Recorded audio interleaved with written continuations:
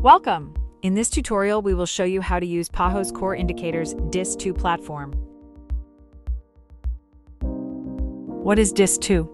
DHIS2 is a platform designed to collect, manage, and analyze health data at the local, national, and international levels. To access, go to the website and enter the username and password provided by the PAHO Core Indicators team. Once logged in, you will find different tabs at the top. The first tab provides information about the Regional Core Health Indicators Initiative, the actions you can take within this tool, and the deadline for data entry. In the second tab, you will find detailed instructions. We recommend reading them carefully. From the third to the seventh tab, you can view charts and tables with the previously entered data from your country.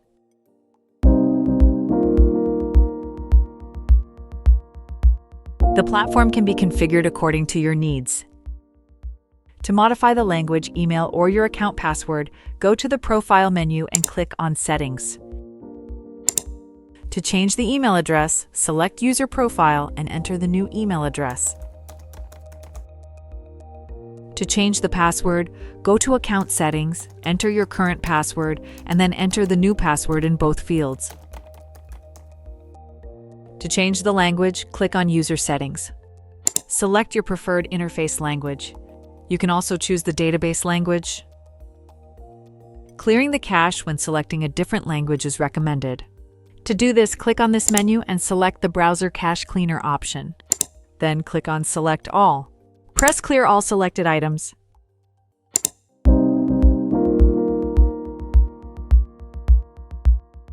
Now let's see how to enter the data. In the menu, select Data Entry. You will see your country name, a message confirming that you are connected, the selection menu, the information box, option for printing the form. In the selection menu, you will see your country name, the dataset, and the period, corresponding to the data's year.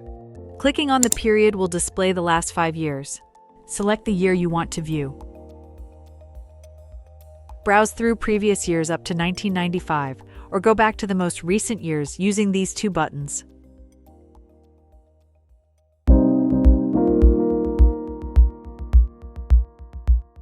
Once you have selected a year, the data entry form will be displayed. Fill in the required information of the person responsible for entering the data. Check the Indicators index in the second tab and select one to begin. You can also click on the tabs to navigate to the different indicators. Once you select an indicator, the form will display its definition, the last 3 years for data entry, and the fields for entering the metadata, which must always accompany the selected year's data. Recommended steps? Carefully review the definition of the indicator. Check the data reported in previous years. In some cases, updates may be needed. Enter the most recent available data and any missing information. Add all metadata for the new data, ensuring all required fields are completed.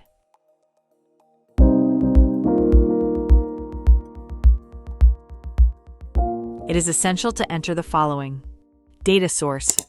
In Specify, indicate the name of the database or information system from which the data was obtained. URL of the data source, if available. Data provider, and in Specify, the office or entity responsible for the information.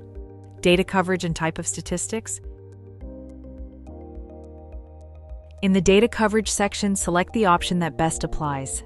For example, Option 1 means that the data comes from both the public and private sectors, indicating national representativeness.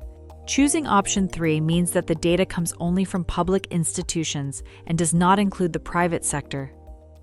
In the type of statistics, crude or unadjusted means that the data comes directly from the primary data collection source without any adjustments. Corrected or adjusted means that procedures have been applied to the data to correct known biases to improve coverage. Predicted means that the data is obtained from mathematical model estimates. If the entered data is preliminary, click on the checkbox. There is a remarks section to enter additional information about the data or indicator. Avoid using abbreviations or acronyms. Metadata is essential for correctly interpreting the data. Therefore, it must be entered for each year.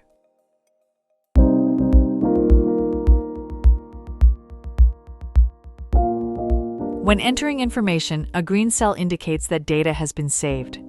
To review the data series for the selected indicator, double-click on the cell.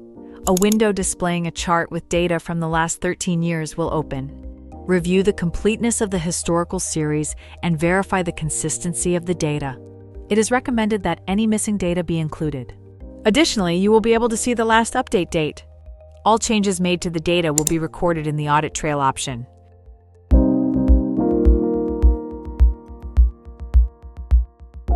The platform automatically validates the data and identifies inconsistencies.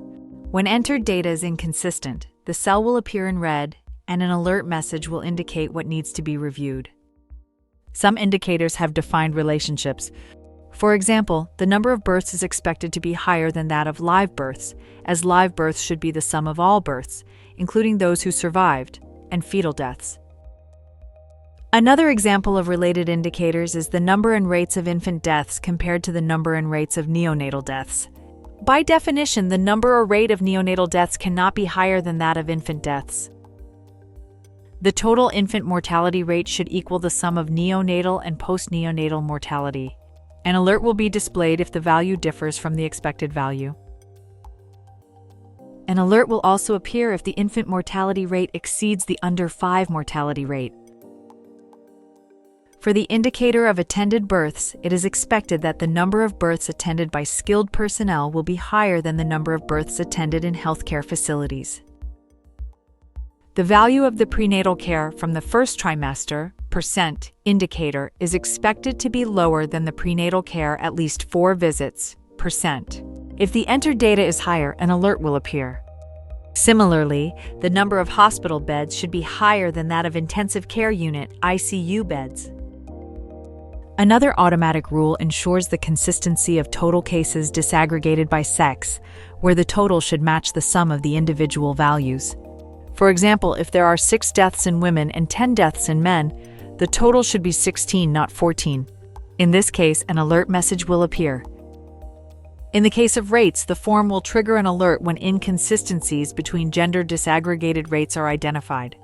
This inconsistency usually occurs when the denominator in the rate calculation is the total number of live births instead of the sex-specific total. A quick way to verify data consistency is to ensure that the total rate falls between the female and male rates.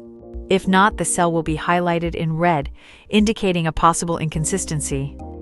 Another example of an indicator that is disaggregated by sex and needs to be reviewed for consistency is low birth weight. Some indicators also have predefined rules based on epidemiological trends in the Americas, where specific values are unlikely to be lower than expected. For example, a low birth weight prevalence of less than 4% is considered unlikely. Values below 50% are unlikely for prenatal care coverage and attended births. If a lower value is entered, an alert will appear. When these validation rules are triggered, you should correct the entered value or confirm the data and add an explanatory note to justify the discrepancy. You can now upload the data to the DHIS2 platform with this information. Make sure to follow each step carefully to ensure the quality and consistency of the information. If you have any questions or comments, please do not hesitate to contact the PAHO Core Indicators team. Thank you for your commitment and for contributing to the strengthening of health data in the region.